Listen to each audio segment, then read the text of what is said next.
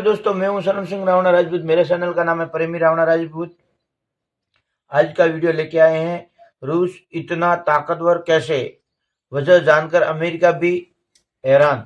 करते हैं वीडियो चालू। आपका क्या कहना है? जय श्री राम। मेरा नाम है सुजाता देवी। आज का वीडियो लेके आए हैं, रूस इतना ताकतवर कैसे है, वजह जानकर अमेरिका भी हैरान। इसके बारे में वीडियो है। बढ़ते हैं वीडियो में, क्या देखने मिलते हैं। हमारे चैनल के साथ बने रहना। अगर 2025 में रशिया और अमेरिका के बीच जंग छिड़ जाए तो क्या? आखिर रूसी सेना कितनी ज्यादा ताकतवर है और क्यों रशिया के सुप्रीम लीडर व्लादिमीर पुतिन से यूएस प्रेसिडेंट डोनाल्ड ट्रंप भी खौफ खाते हैं? दोस्तों, पिछले 3 सालों से रूस और यूक्रेन के बीच जंग छिड़ी हुई है। बीते समय में न केवल यूक्रेन बल्कि अमेरिका, यूरोप और सभी नाटो देश रूस के पीछे पड़े हुए। लेकिन इतने शक्तिशाली देशों के एक होने के बावजूद अब तक रूसी सेना का बाल भी बाका नहीं हुआ, बल्कि इस साल भी रूस का नाम दुनिया के सबसे शक्तिशाली देशों में शीर्ष पर रहा है। जी हाँ, ग्लोबल फायर पावर इंडेक्स की मिलिट्री सुपर पावर कंट्रीज की लेटेस्ट 2025 की रैंकिंग में अमेरिका के बाद रूस दूसरे स्थान पर है, फिर तीसरे स्थान पर चीन और चौथे स्थान पर हमारा प्यारा भारत।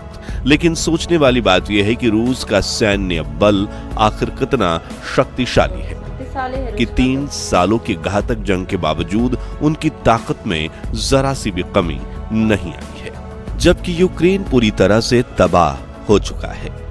अगर भविष्य में डोनाल्ड ट्रंप और व्लादिमीर पुतिन की अकड़ अमेरिका और रूस के बीच जंग का आगाज कर देती है तो आखिर इनमें से कौन जीतेगा और 2025 में अमेरिका और रूस में से कौन सा देश ज्यादा पावरफुल है, जानेंगे इस वीडियो में। लेकिन उसके पहले प्लीज आप वीडियो को लाइक और चैनल को सब्सक्राइब जरूर कर दीजिए। 24 फरवरी 2022 रूसी राष्ट्रपति व्लादिमीर पुतिन अचानक से मीडिया के सामने आते हैं और अपने पड़ोसी देश यूक्रेन के खिलाफ जंग का ऐलान कर देते हैं, जो सुनकर दुनिया भर के रक्षा विशेषज्ञों की रूह कांप जाती है।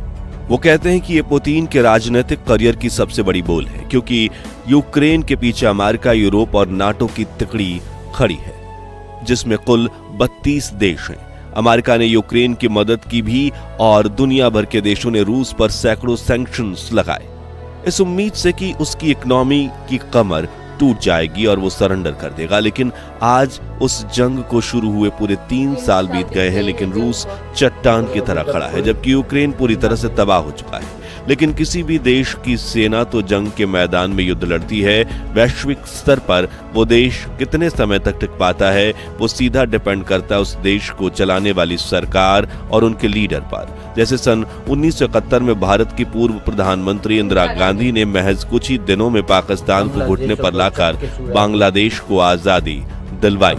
1998 में अमेरिका के 3 सैटेलाइट हमारे सिर पर मंडरा रहे थे, लेकिन प्रधानमंत्री अटल बिहारी वाजपेयी ने फिर भी सेकंड न्यूक्लियर टेस्ट को संभव बनाया और भारत आज परमाणु महाशक्ति बन चुका है। फिर 2014 में प्रधानमंत्री नरेंद्र मोदी के आने के बाद भारतीय सेना ने न सिर्फ 2 बार पाकिस्तानी आतंकवादियों को घर में घुसकर मारा, बल्कि आज दुनिया भर में भारत चौथी सुपर पावर बन चुका है। तो अब सवाल ये है कि रूस के लीडर व्लादिमीर पुतिन और अमेरिकन प्रेसिडेंट डोनाल्ड ट्रंप में से कौन सा नेता ज्यादा ताकतवर है? सबसे पहले पुतिन की बात करें तो उन्हें दुनिया का सबसे ताकतवर और खतरनाक लीडर माना जाता है।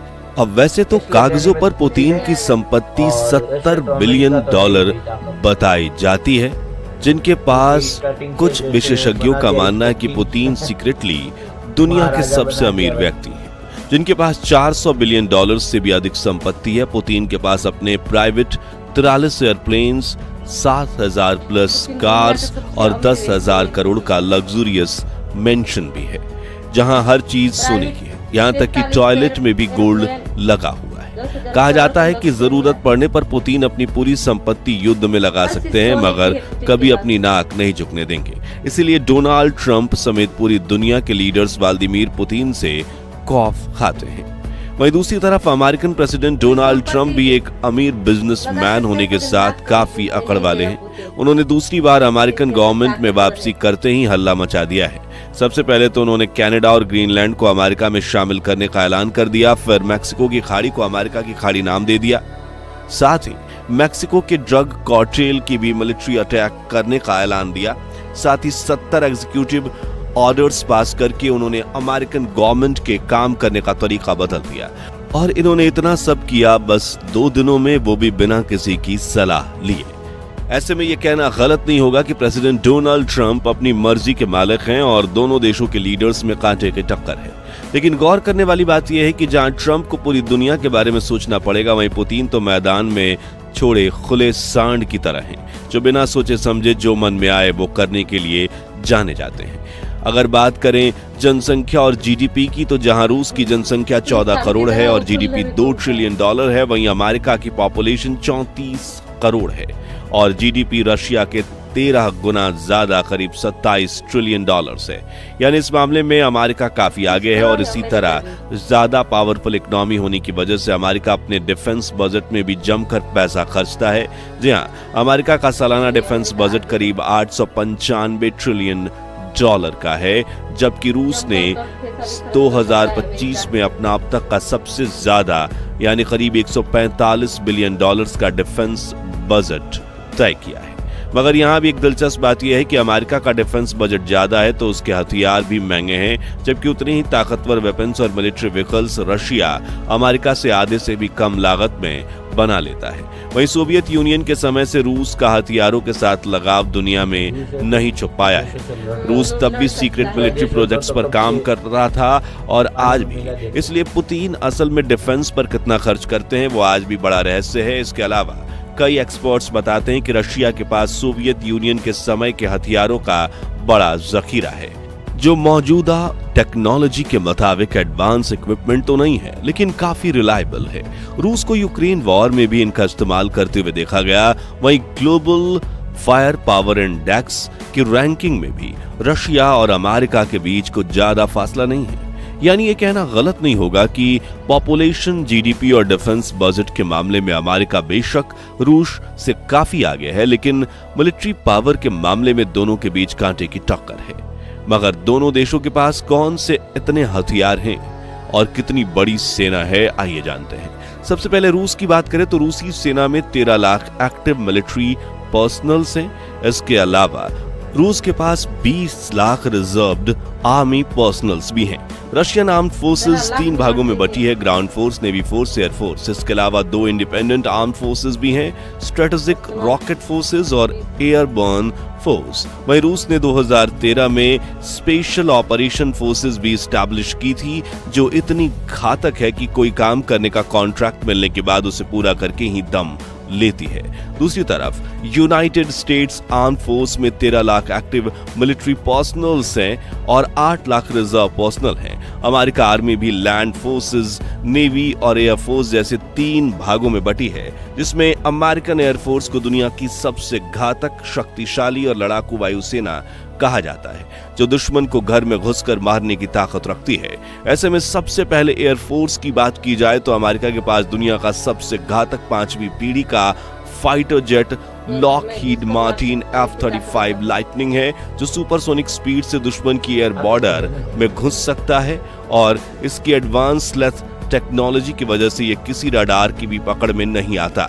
लेकिन इस मामले में रूस भी पीछे नहीं है, क्योंकि रूस के पास है 5th जनरेशन सुखोई Su-57, जिसकी स्पीड अमेरिका के F-35 से ज्यादा है। ये भी स्टेल्थ टेक्नोलॉजी से लैस है और न्यूक्लियर मिसाइल्स हजारों किलोमीटर दूर दुश्मन के घर में घुसकर अटैक कर सकता है।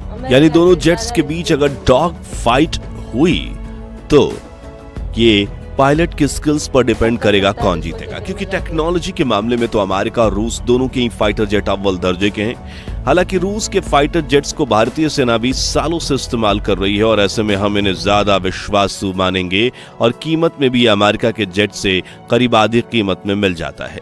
इस एडवांस फाइटर जेट के अलावा दोनों की एयरफोर्स के आंकड़े देखें तो रूसी वायुसेना के पास 833 फाइटर जेट्स और 557 अटैक हेलीकॉप्टर समेत कुल 4300 एसेट्स हैं, जबकि अमेरिका के पास 1790 फाइटर जेट्स और 1000 अटैक हेलीकॉप्टर समेत कुल 13000 एयरक्राफ्ट हैं।